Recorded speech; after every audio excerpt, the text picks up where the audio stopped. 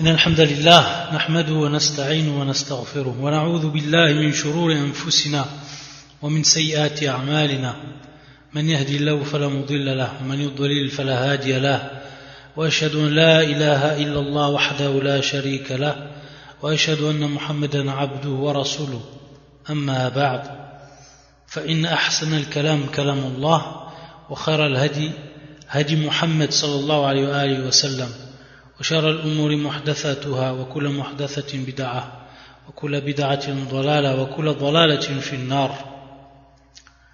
Donc nous poursuivons bi'idhnillah wa bi'awnillah azza wa jal l'explication du livre A'lam sunnati al-manshura li'i'tiqadi at-ta'ifati an-najiyati al-mansura li Cheikh al-Allama Hafiz Ibn Ahmed al-Hakami rahmatullah alayh rahmatan wasi'a.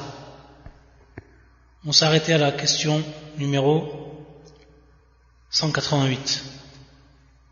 Ma hiya al-kaba'ir? Hada su'al al-Cheikh. Cette question-là est la suivante. Donc après qu'on ait vu la semaine dernière quelles étaient les différentes catégories de ce qu'on appelle le ma'asi, et que le Cheikh nous avait dit qu'elles se divisaient en deux catégories, ce qu'on appelait as-sayyi'at, et donc un terme qui est utilisé pour désigner les petits péchés, ce qu'on appelle as-sara'ir, qui est le pluriel donc de sarira.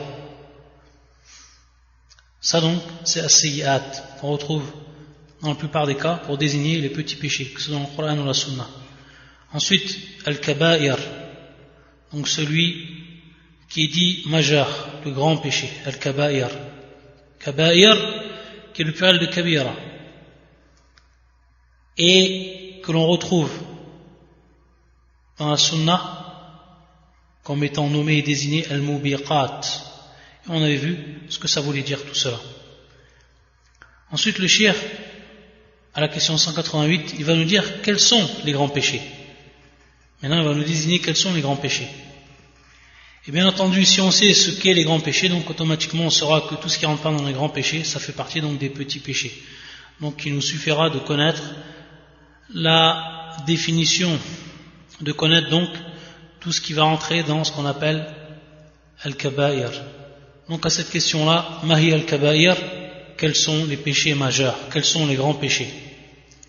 يقول الشيخ نعم في ضابطها أقوال للصحابة والتابعين وغيرهم فقيل. C'est-à-dire que al-dhabit, c'est en vérité la règle, ou c'est ce qui va nous permettre de connaître et d'avoir une précision par rapport donc à la définition de ce qu'est al-kabira, de ce qu'est le grand péché. Taïb, ça c'est al-dhabit, ce qui va donc nous permettre de pouvoir connaître à travers cette règle qui va être désignée, ou cette définition ou cette précision, ce qui va nous permettre de connaître ce qu'est al-kabira. Il va nous dire le Cheikh aqwalun lis-sahabati wat-tabi'in wa ghayrihim, c'est-à-dire qu'il y a des paroles, plusieurs paroles, que ce soit donc des compagnons et at-tabi'in. Tabi'in, ceux qui sont venus après les compagnons, c'est-à-dire les disciples des compagnons, ceux qui ont pris des compagnons, ceux qui ont pris la science des compagnons, at-tabi'in, ceux qui les ont donc suivis par rapport à l'ordre chronologique. Il va donc nous citer, et on va voir ce qui est retenu ici. يقول هي كل ذنب ترتب عليه حد وقيل هي كل ذنب أتبع بلعنة أو غضب أو نار أو أي عقوبة. طيب. Dans ce qu'il va nous citer ici le Cheikh, il va nous dire que certains savants, donc parmi les sahaba, parmi les tabi'in, ils ont dit que chaque péché était celui qui était donc passible d'une sentence, ce qu'on appelle al-had. Al-had, haddun, et dont le pluriel c'est al-hudud. C'est pour ça que lorsqu'on parle du code pénal islamique, on dit al-hudud. Al-hudud qui sont en réalité les peines, les sentences que l'on retrouve dans la religion islamique, comme le fait de couper la main du voleur, comme le fait de châtier celui qui boit du khamr, qui boit de l'alcool, celui qui fornique, etc. Tout ce qui a donc étaient cités dans le Coran ou la Sunna à titre de sentence par rapport à ceux qui vont rentrer fi al-kaba'ir, c'est-à-dire les grands péchés. À partir de là, on va savoir que tout ce qui n'est pas passible d'une peine et tout ce qui ne va pas engendrer une peine ou une sentence dans la religion, ça ne fait pas partie des grands péchés. Et tout ce qui va engendrer une sentence, ça va faire partie des grands péchés. Ça, c'est une définition qui était donnée parmi donc as-sahaba wa tabi'in. Donc ici, al-had, qui est donc la sentence. Tayyib. Waqil, ya kullu dhanbin utbi'a bi la'natin aw ghadabin aw narin aw ay 'uquba. Ou alors, une autre définition qui a été donnée, c'est chaque péché qui va appeler donc une malédiction, donc qui va être suivi d'une malédiction. C'est-à-dire que lorsque ce péché sera cité, soit dans le Coran ou alors dans la Sunna, il sera suivi d'une malédiction. C'est-à-dire que son auteur sera sous la malédiction d'Allah. Donc bila'natin, ou ghadabin, ou alors de la colère, bien entendu de la colère d'Allah Azza wa Jal, ou narin, ou encore du châtiment, donc du feu, an-nar, ou uquba, ou d'autres encore punitions. C'est tout ce qui va entrer dans ce qu'on appelle al-wa'id.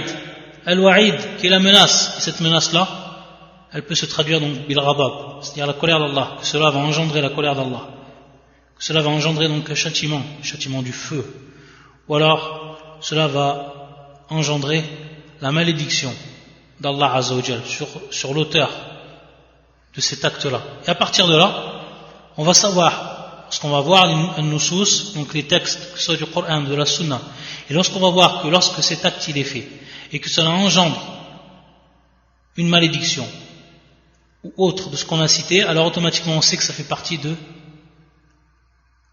al-kaba'ir, ça fait partie donc des grands péchés.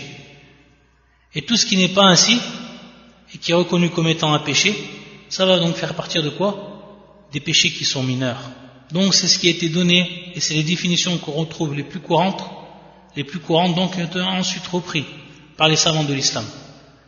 Donc pour résumer, c'est donc tous les péchés qui vont engendrer soit ce qu'on appelle had, une sentence, ou alors qui vont engendrer al-la'na, la malédiction, ou alors al-ghadab, la colère d'Allah Azza wa Jal, ou encore tout autre uquba, c'est-à-dire tout autre châtiment que l'on va retrouver donc dans les textes du Coran ou de la Sunna. Ça, c'est comme cela. Hada wa dhabit. Ça, c'est la règle avec laquelle ou par laquelle on va savoir comment différencier entre al-kabira ou al-saghira. Ensuite également le shir va nous dire وقد ثبت في الأحاديث الصحيحة تسمية كثير من الذنوب كبائر على تفاوت درجاتهم فمنها كفر أكبر كالشرك بالله والسحر ومنها عظيم من كبائر الإثم والفواحش ودون ذلك قتل النفس التي حرم الله إلا بالحق وتولي يوم الزحف وأكل الربا وأكل مال اليتيم وقول الزور ومنه قذف المحصنات الغافلات المؤمنات وشرب الخمر وعقوق الوالدين وغير ذلك. Donc il va nous dire, le shir, qu'il a été authentifié et qu'il a été attesté dans les hadiths qui sont donc considérés comme authentiques. Al-hadith as-sahiha. Beaucoup de péchés. Et ces péchés qui sont d'ordre majeur. Yani al-kaba'ir. Le shir nous dit donc al-kaba'ir. Min dhunub kaba'ir. C'est-à-dire donc les grands péchés. Al-tafawuti darajatim. C'est-à-dire donc suivant, bien entendu, leur degré de gravité. C'est-à-dire qu'il va y avoir des péchés qui sont considérés comme kabira, comme al-kaba'ir, et qui vont être d'un grand degré. Et d'autres d'un degré moindre. Donc il y a des degrés entre eux. On ne peut pas mettre tout ce qui rentre dans al-kaba'ir au même degré, ça c'est pas possible. Parce qu'il y a, comme nous dit le shir tafawut, il y a donc des différences entre eux. Et c'est pour ça qu'il va nous citer ceux qui sont réellement très grands, très très grands, c'est-à-dire les pires, comme le kufr al-akbar, au shirk billah. Na'am, la mécréance majeure et également l'associationnisme à Allah Azza wa Jal, wa sihr, et également la sorcellerie. Ça en réalité, c'est des grands péchés. Même si on va retrouver chez les savants, lorsqu'ils nous parlent donc du kufr majeur, également al-shirk, c'est-à-dire le polythéisme majeur, taïb, ils vont nous les citer à part et ensuite ils vont nous citer al-kaba'ir. C'est-à-dire qu'ils vont faire une différence. Tout simplement, c'est plus une convention qui a été utilisée par les savants quant à la terminologie. Pourquoi? Parce que tout simplement, al-shirk billah ou al-kufr al-akbar, ça rentre dans ce qu'on appelle al-kaba'ir. Simplement que les savants, ils font une différence lorsqu'on va revoir les livres de croyance, etc. Lorsqu'ils parlent de al-kaba'ir, simplement ils vont faire rentrer ces péchés-là, ou ce qu'on appelle al-kaba'ir, par rapport à ce qui va être sous la volonté d'Allah Azza wa Jal quant à son pardon. C'est-à-dire qu'Allah peut pardonner ou il peut châtier. Pour ce qui est donc al-kaba'ir, c'est dans ce sens qu'ils utilisent les savants. Taïb. Par contre, pour ce qui est du shirk ou al-kufr al-akbar, Allah Azza wa Jal ne pardonne pas, ça ne rentre pas taht al-mashi'a. C'est dans ce sens qu'ils font une différence lorsqu'ils parlent du shirk ou du kufr et ensuite lorsqu'ils parlent de al-kaba'ir.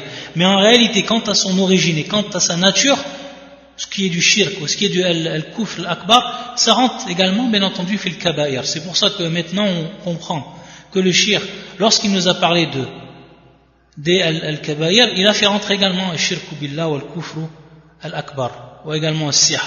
Taïb, tout ce qui fait en réalité sortir de l'islam. Tout ce qui fait sortir de l'islam. Mais ici, qui va être considéré quant à son origine et quant à sa nature comme kabira. Donc ça, c'est une différence qu'il faut faire et qu'il faut comprendre lorsqu'on va lire les livres des savants et lorsqu'ils vont nous parler de al-kaba'ir, anna tadkhul tahta al-mashi'a, khasatan ma yarudduna ala al-khawarij ou al-mu'tazila. Lorsqu'ils font des rudoud aux khawarij, c'est-à-dire aux kharijites, également al-mu'tazilites, lorsqu'ils parlent de la question des grands péchés. Et lorsqu'ils parlent de cette question des grands péchés, donc, ils veulent dire par là tout ce qui va être des grands péchés, mais qui est en dehors, bien entendu, du kufr al-akbar ou du shirk al-akbar, ce qui fait sortir de l'islam. Et ils veulent dire par là, les savants, tout ce qui va rentrer taht al-mashi'a. C'est-à-dire que la croyance des gens de la sunna du consensus, cette croyance-là, qui revient à dire que tous les grands péchés, en dehors du kufr al-akbar ou du shirk, taïb, tous les autres grands péchés, si la personne les fait, il est sous la volonté d'Allah Azza wa Jalla, dans le sens où il peut lui pardonner comme il peut le châtier. Contrairement aux Khawarij qui eux voient que c'est un kafir. Et c'est donc pour ça que le shirk, après avoir cité donc le shirk billah ou le kufr al-akbar ou le sihr, il va nous citer également de ceux qui font partie des péchés qui sont énormes, yani azim, min kaba'ir al-ithm, min kaba'ir al-ithm. Donc il a repris le terme ici, al-kaba'ir. Il fait bien ici la différence, donc le shirk, entre ce qui est auparavant, c'est-à-dire ce qui fait sortir de l'islam, et ce qui ne fait pas sortir de l'islam. Et, comme il nous dit le shirk, al-fawahish, wa qatl al-nafs, tout ce qu'on a cité. C'est-à-dire donc, le fait de tuer celui ou celle dont Allah a rendu la vie sacrée, sauf bien entendu, il a bihaq, sauf yani, à juste titre. La fuite lors du combat, lors du djihad, la pratique de l'intérêt usuraire, al-riba, le détournement des biens de l'orphelin, le faux témoignage. Et parmi donc ce faux témoignage, qui rentre dans ce faux témoignage donc, pour le zour, la diffamation des femmes vertueuses, chastes et croyantes. Également la consommation des boissons enivrantes, la désobéissance aux parents, etc. Tout ce qui fait partie bien entendu min kaba'ir al-ithm.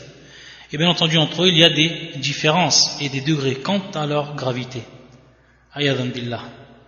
Ensuite il va nous citer le shir, la parole d'Ibn Abbas radiyallahu ta'ala anhuma, et qui est la suivante, qui est une parole authentique, qui est la suivante: hiya ila sab'in aqrabu minhu ou minha ila sab'a. C'est-à-dire que il va dire c'est-à-dire donc les péchés majeurs, hiya, c'est-à-dire al-kaba'ir, sont plus proches, et plus précisément al-mubiqat. Donc il fait allusion, Ibn Abbas, au hadith du prophète sallallahu alayhi wa sallam qu'on a vu la semaine dernière, où le prophète sallallahu alayhi wa sallam nous a parlé des al-mubiqat sab'a, c'est-à-dire des sept grands péchés. Des péchés, il le plonge dans la perdition, ayadan billah. Ala kulli hal, ici Ibn Abbas, il va nous faire comprendre que la parole du prophète sallallahu alayhi wa sallam, ce n'est pas la restriction des grands péchés à ces 7, mais que parmi les grands péchés il y a ces 7. Et comme l'ont rappelé les savants, le prophète sallam les a cités dans ce hadith comme étant al-mubiqat, sab'a al-mubiqat, li'anna min afhash al-kaba'ir. Ça fait partie des plus vils et des plus ignobles parmi les grands péchés. Ma'a kathrati wuqu'iha, malgré que ce sont des péchés que l'on retrouve beaucoup chez les gens qui sont pratiqués, ayadan billah. Mais ça ne veut pas dire que ce hadith va tout simplement nous restreindre les grands péchés à ces 7 qu'il a cité le prophète sallallahu alayhi wa sallam. C'est pour ça que Ibn Abbas il disait qu'ils sont plus proches de 70 que de 7. Ils sont plus proches de 70 grands péchés, dans ce qui va rentrer dans le film Mubiqat, que de 7. C'est dans ce sens donc on va comprendre la parole de Ibn Abbas. Et dans une autre version également de Ibn Abbas, il disait Sab'amiya, c'est-à-dire 700, jusqu'à 700 grands péchés. Et c'est pour ça qu'il va dire le shir maintenant, pour nous faire comprendre cette question-là. Il nous dit وَمَنْ تَتَبَّعَ الذُّنُوبَ الَّتِي يُطْلِقَ عَلَيْهَا إِنَّهَا كَبَائِرٌ وَجَدَهَا أَكْثَرَ مِنْ 70. C'est-à-dire que celui qui va maintenant examiner tout ce qui va être suivi donc d'une grave menace dans le Coran et dans la Sunna, taïb, c'est-à-dire donc qui va examiner les péchés majeurs, il va tout simplement s'apercevoir, il va découvrir qu'ils sont plus de 70, qu'ils sont plus de 70. Donc si maintenant on faisait une recherche et on regardait donc d'après ce qui nous a été donné comme définition auparavant pour donc définir le grand péché, c'est-à-dire que l'on va retrouver des péchés qui vont engendrer une malédiction, une colère, un châtiment, etc., comme on l'a vu auparavant, donc on va s'apercevoir qu'il y en a plus que 70. Ce qui nous dit donc le shir. Et donc la personne va en trouver beaucoup plus que ce qui a été cité. Donc c'est tout simplement, comme on l'a dit, c'est dans un premier temps un titre d'exemple, et ça a été cité comme dans l'exemple du prophète sallallahu alayhi wa sallam, ou du hadith du prophète sallallahu alayhi wa sallam, c'est 7 là parce que ce sont les pires, et que ce sont les plus ignobles, les plus vils, alors que malheureusement, ils sont pratiqués. Sinon, les grands péchés, on va en trouver beaucoup dans le Coran et dans la Sunna. En revenant donc à la définition qu'on avait donnée. Ensuite, le shir va passer à la question 189. يقول رحمة الله عليه بماذا تكفر جميع الصغائر والكبائر. C'est tout simplement, maintenant qu'il les a définis, qu'il les a désignés le shir, il va nous dire par quoi l'ensemble de ces péchés, c'est-à-dire des péchés qui sont mineurs et qui sont majeurs, sont-ils expiés? Par quoi l'ensemble des péchés mineurs et majeurs sont-ils expiés? Ça c'est la question. Et le shir va nous dire tukaffar jami'uha bit-tawbati an-nasuh, c'est-à-dire que tous ces péchés, l'ensemble de ces péchés vont être expiés par le repentir sincère. On va revenir sur ce qu'est at-tawba an-nasuh, sur ce repentir sincère. C'est-à-dire que le repentir sincère, il va non seulement être la source de l'effacement des petits péchés, mais également des grands péchés. Automatiquement, lorsque la personne, elle va faire une tawba, et qui va être dite sincère, an-nasuh, qui est tawbatu sadiqa, une tawba qui est sincère, non seulement c'est les grands péchés, mais également les petits péchés. Yani min babi awla. Il va nous citer le verset du Coran. يقول الله عز وجل يا أيها الذين آمنوا توبوا إلى الله توبة نصوحا عسى ربكم أن يكفر عنكم سيئاتكم ويدخلكم جنات تجري من تحتها الأنهار وعسى من الله محققا. Dans ce verset, Allah Azza wa Jal, il dit, subhanahu wa ta'ala, dans la traduction rapprochée, ô vous qui avez cru, repentez-vous à Allah d'un repentir sincère. Il se peut que votre Seigneur vous expie vos péchés et qu'il vous fasse entrer dans des jardins sous lesquels coulent les ruisseaux.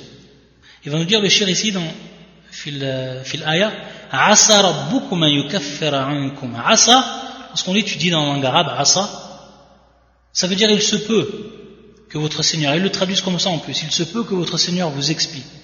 Mais en réalité, si on regarde bien le tafsir qui nous a été donné par Ibn Abbas et les autres compagnons également, et ce que nous rappelle ici le shir, rahmatullah alayh, وَعَسَى مِنَ اللَّهِ مُحَقَّقًا. C'est-à-dire que asa ici, il n'a pas son sens premier dans la langue arabe, c'est-à-dire il se peut.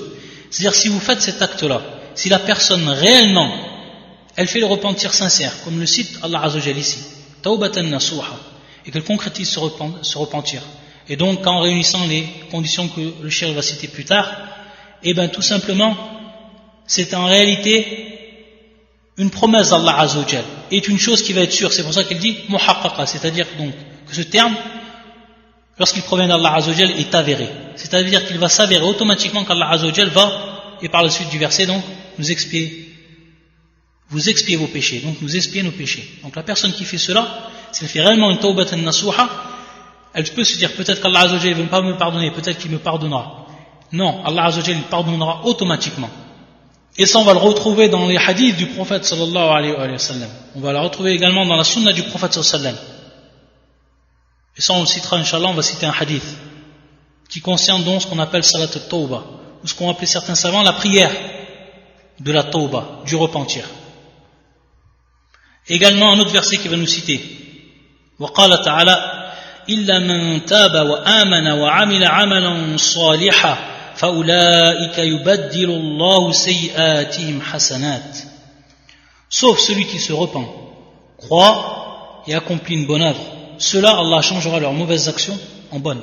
C'est qu'en plus de sa miséricorde, Allah Azza wa Jalla, en plus donc de pardonner ses péchés, celui qui a réellement été sincère dans son tawbah, et qui a donc ensuite fait suivre cette tawbah d'actes pieux, de bonnes œuvres, Allah Azza wa Jalla, par sa miséricorde qui est infinie, subhanahu wa ta'ala, il change même ses mauvaises actions en bonnes actions, subhanallah.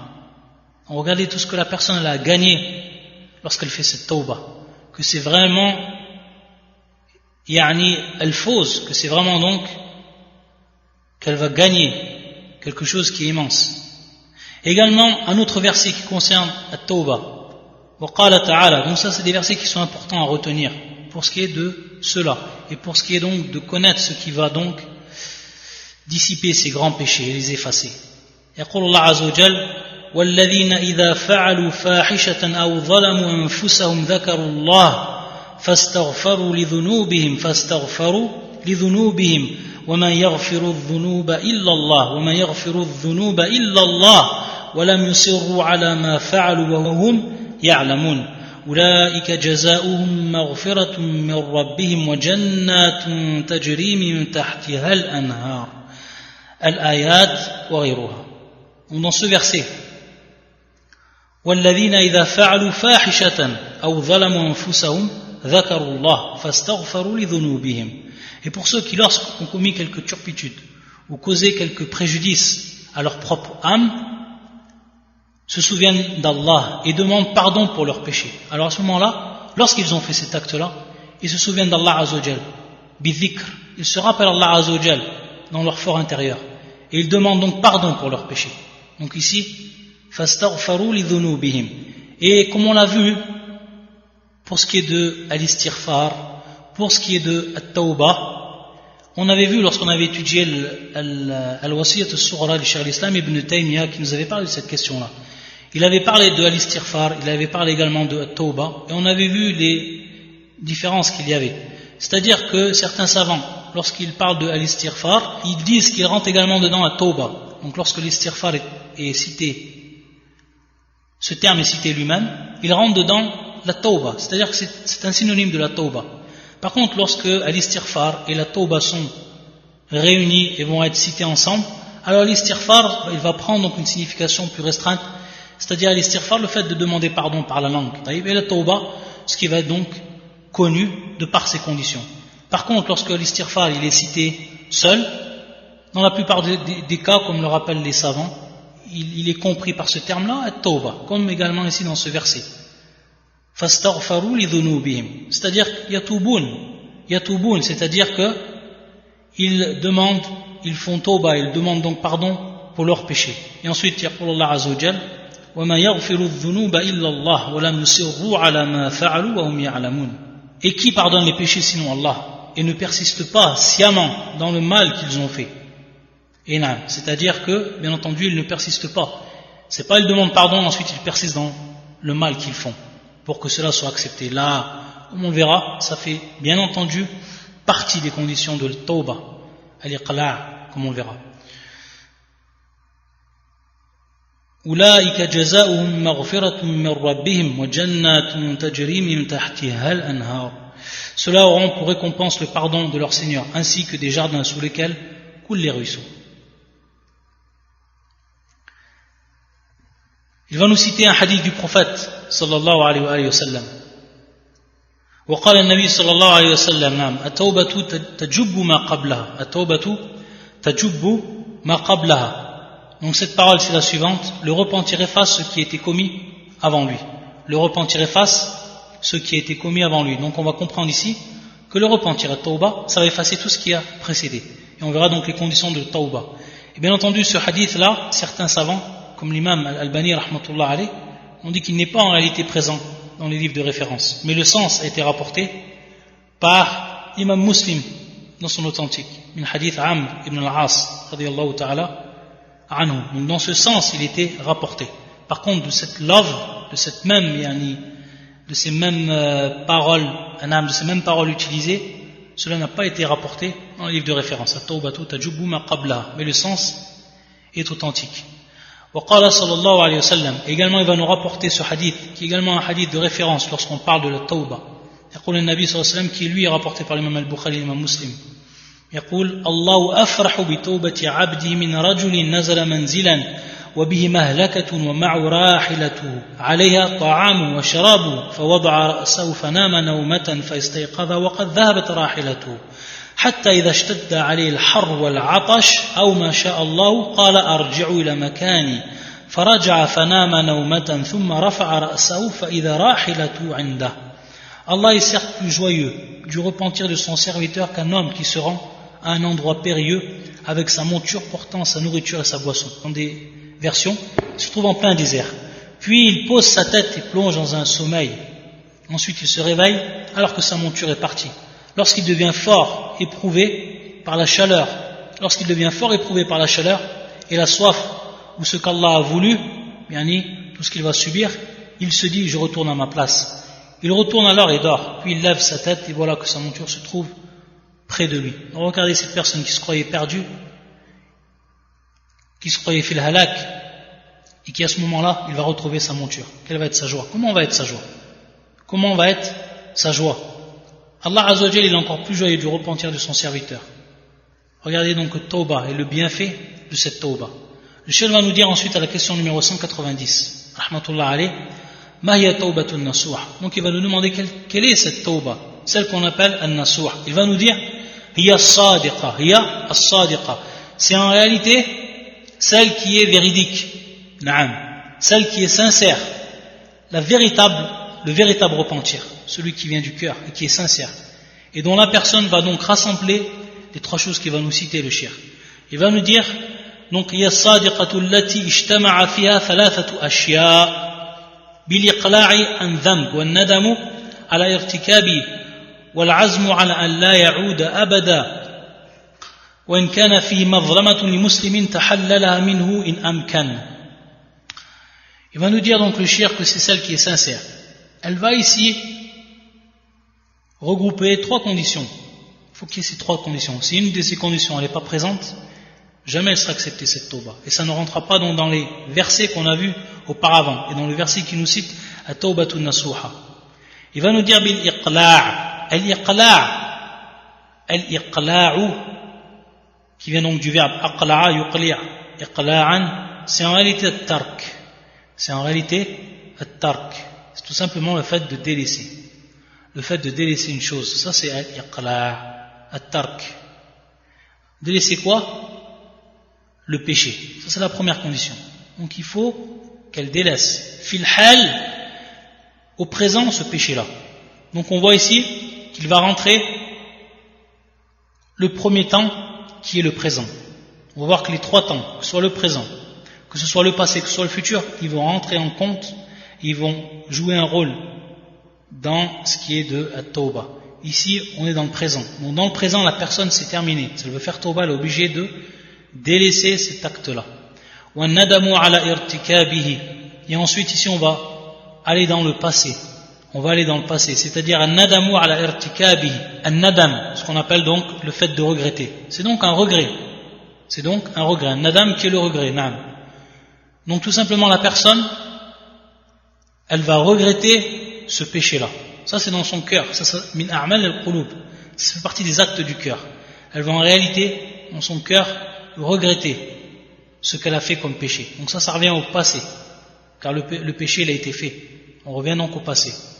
Et ensuite, وَالْعَزْمُ عَلَى أَنْ لَا يَعُودَ أَبَدًا. Ici on rentre dans le mustaqbal, on rentre donc dans le futur. C'est-à-dire dans le futur, il faut qu'elle ait la forte intention.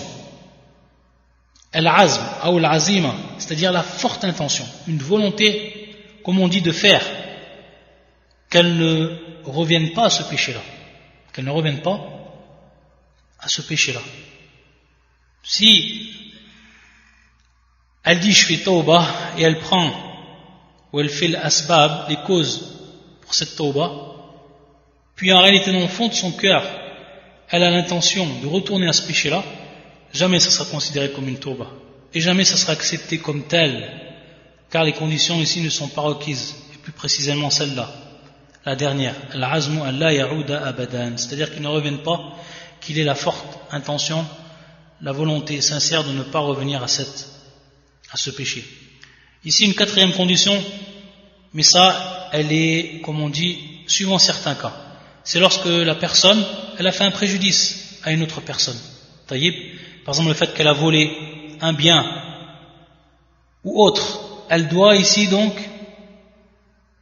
revenir à ce préjudice.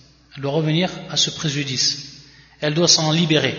Taïb, si bien entendu cela est possible, si c'est dans le cas de la possibilité. Taïb, comme par exemple on a dit, le fait qu'elle ait volé, c'est un péché le fait de voler à une personne, donc de lui rendre son bien à cette personne-là. Car, comme il nous dit le shir, إِن لَمْ يَتَحَلَّلْهَا مِنَ الْيَوْمِ يُقْتَصُّ مِنْهُ لَا مَحَالَةً وَهُوَ مِنَ الظُّلْمِ الَّذِي لَا يَتْرُكُ اللَّهُ مِنْهُ شَيْئًا. نعم هذا خطير جدا. C'est-à-dire que s'il ne s'en libère pas d'ici-bas, n'efface pas ce préjudice en revenant à la personne, c'est-à-dire en lui rendant ce qu'il lui a volé ou autre, alors elle lui sera réclamée le jour de la résurrection. On l'a vu dans les cours des repères de la Sunna, lorsqu'on a parlé par rapport à tout ce qui allait se passer le jour du jugement, on a vu ça en détail. Que ça c'est une chose dont Allah Azzawajal, il fait revenir à la personne. C'est-à-dire que lui, Allah Azzawajal, il ne pardonne pas à cette personne. Si toi maintenant tu as fait une injustice, automatiquement, le jour du jugement, comme il nous dit le shir, la mahala, c'est-à-dire qu'il n'y a pas d'issue à cela. C'est-à-dire que le jour de la résurrection, automatiquement, Allah Azzawajal, il va te laisser entre cette personne et toi, automatiquement, pour ce qui est donc de cette injustice. Pour ce qui est de cette injustice. Et bien entendu, il va nous citer ensuite un hadith du prophète sallallahu alayhi wa sallam, qui vient appuyer ce qu'on est en train de dire, qui est donc la preuve. Ça ne va pas rentrer ce genre de péché, l'injustice envers al-khalq, envers donc les créatures, ça ne rentre pas dans ce qu'Allah Azzawajal va nous pardonner ou ne va pas nous pardonner. Pourquoi? Parce qu'il va faire passer cela par la personne à qui on lui a fait injustice. Donc regardez, ayadan billah, ce qui va se passer pour celui qui fait injustice. Donc regardez al-dhulm, regardez donc al-dhulm envers les gens, comment cela il est dangereux. Comment cela, subhanallah, il va avoir des conséquences plus que catastrophiques yawm al-qiyamah. C'est pour ça que le prophète sallallahu alayhi wa sallam, dans ce hadith qui va nous rapporter le shir, qui est un hadith rapporté par l'imam al-Bukhari wa Ahmed et d'autres encore, من hadith Abi Huraira, يقول من كانت عنده لأخيه مظلمة فليتحلل منه اليوم قبل أن لا يكون دينار ولا درهم إن كان له حسنات أخذ من حسناتي وإلا أخذ من سيئات أخيه فطرحت عليه. Quiconque commet une injustice envers son frère, qu'il s'en libère auprès de lui aujourd'hui, avant qu'il n'y ait ni dirham, ni dinar, bien entendu pour se racheter. S'il a des bonnes actions, on en prendra. C'est-à-dire qu'on va prendre de ses bonnes actions, s'il en a. Sinon, on prendra des mauvaises actions de son frère, bien entendu à qui il a fait injustice, puis on les lui attribuera. Ayadan billah. Donc il a tout à y perdre à la personne qui va faire injustice, et qui quitte cette dunya et qui ne s'est pas délibéré de cette injustice qu'il a fait envers son frère. Allah al-Musta'an.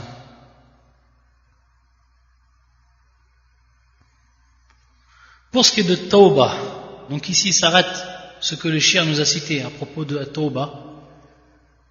Il va nous dire ensuite dans la prochaine question quand cette Tawbah elle s'arrête, quand elle se termine, c'est-à-dire que ses portes se ferment.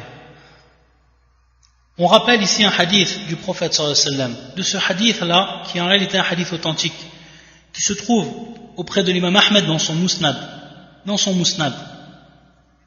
et qui en réalité est le premier hadith min musnad Abu Bakr Siddiq, qui est un hadith de Abu Bakr Siddiq, radiyallahu ta'ala anhu, khalifatu Rasulillah sallallahu alayhi wa sallam, qui est donc le premier hadith dans son musnad. Il faut savoir que l'imam Ahmed, lorsqu'il a écrit le musnad, qui est en réalité une compilation de hadiths, il l'a écrit tout simplement en prenant compte des sahaba, et ensuite donc il a mis le musnad de Abu Bakr, le musnad de Omar, le musnad de Ali, etc. Taïb, donc en revenant tout simplement aux versions des compagnons. Ce n'est pas en réalité une compilation comme ça peut être fait dans d'autres livres de sunan, comme ceux qui vont compiler suivant les abwab, c'est-à-dire les chapitres de la jurisprudence, ou autre encore. Taïb, lorsqu'on dit musnad, c'est ainsi. Musnad, c'est tout simplement compiler les hadiths en regardant qui a rapporté le hadith du prophète sallallahu alayhi wa sallam, et ensuite rassembler tous les hadiths de cette même personne,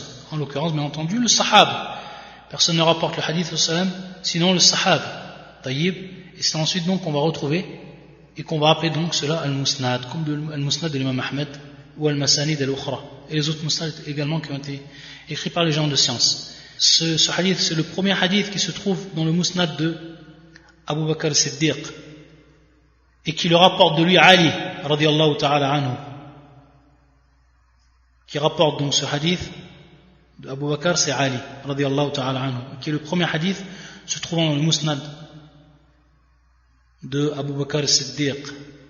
يقول النبي صلى الله عليه وسلم ما من عبد يذنب ذنبا فيتوضأ فيحسن الوضوء. Il n'y a pas un serviteur qui va commettre un péché, puis ensuite, donc après avoir commis ce péché, فيتوضأ, il fait le wudu, فيحسن الوضوء, c'est-à-dire qu'il va faire et pratiquer cette ablution comme il se doit, complètement, avec perfection. ثم يصلي ركعتين فيستغفر الله, et ensuite il prie donc 2 rak'ah, 2 unités de prière, il demande pardon à Allah Azza wa Jal, يتوب إلى الله, donc ici فيستغفر يعني يتوب إلى الله عز وجل, إلا غفر له, c'est-à-dire sans qu'Allah Azza wa Jal ne lui le pardonne, s'il fait cela donc sincèrement, Allah Azza wa Jal automatiquement lui pardonnera. C'est à partir de là que beaucoup de savants ont appelé Salat al-Tawbah, c'est-à-dire la prière de Tawbah. Et comme nous le rappellent les savants, et parmi eux Cheikh Abdel Aziz ibn Baz, rahmatullah alayh, que cela en réalité à titre de complément et à titre de perfection. C'est-à-dire que la personne, même si elle fait Tawbah à n'importe quel moment, même si la personne elle fait Tawbah, elle n'est pas en état de pureté, même la personne si elle fait Tawbah, comme on l'a dit donc, avec les 3 conditions qu'on a citées précédemment, alors qu'elle est couchée, alors qu'elle est assise, lorsqu'elle est en train de manger, lorsqu'elle est en train de marcher, etc., sa Tawbah elle sera automatiquement acceptée si elle l'a fait donc de par son cœur, parce qu'on a vu que cette personne-là, tout va revenir à son cœur.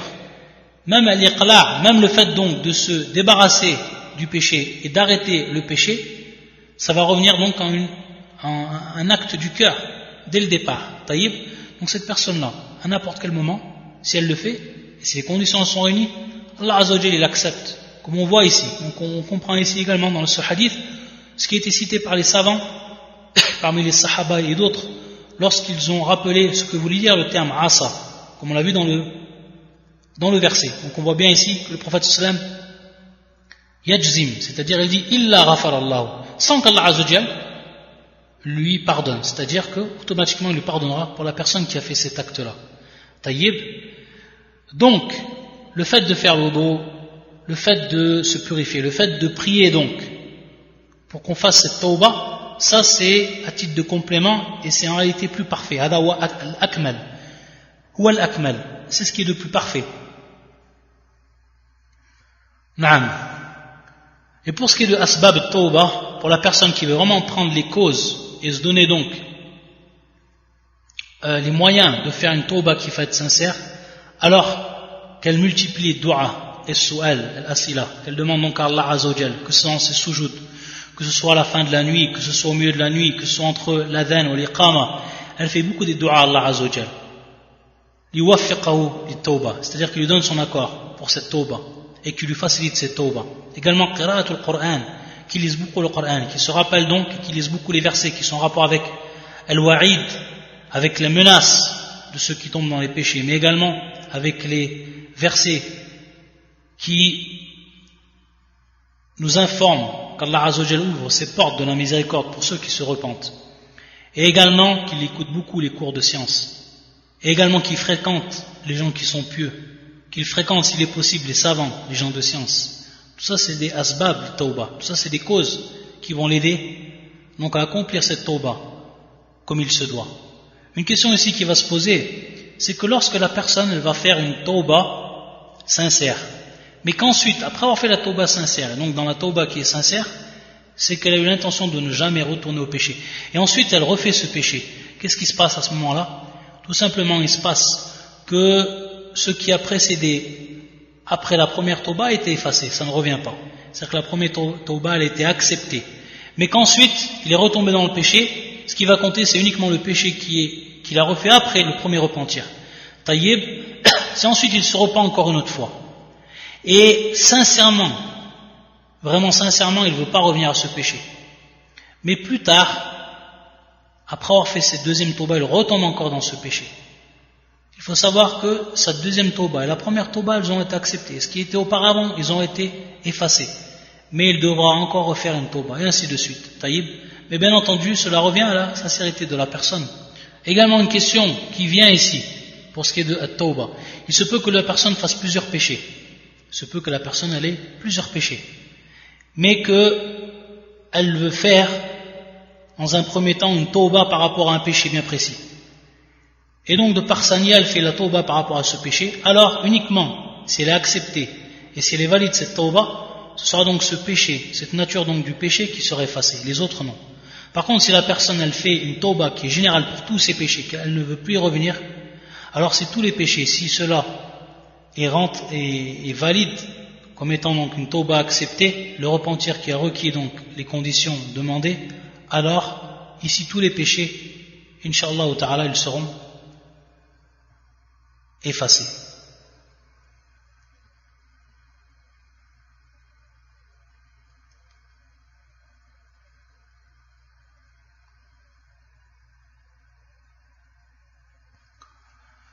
Taïb, on va s'arrêter ici, Inch'Allah ta'ala, on continuera donc vendredi la suite des cours. Subhanakallahumma bihamdika, ashhadu an la ilaha illa anta, astaghfiruka wa atubu ilayk.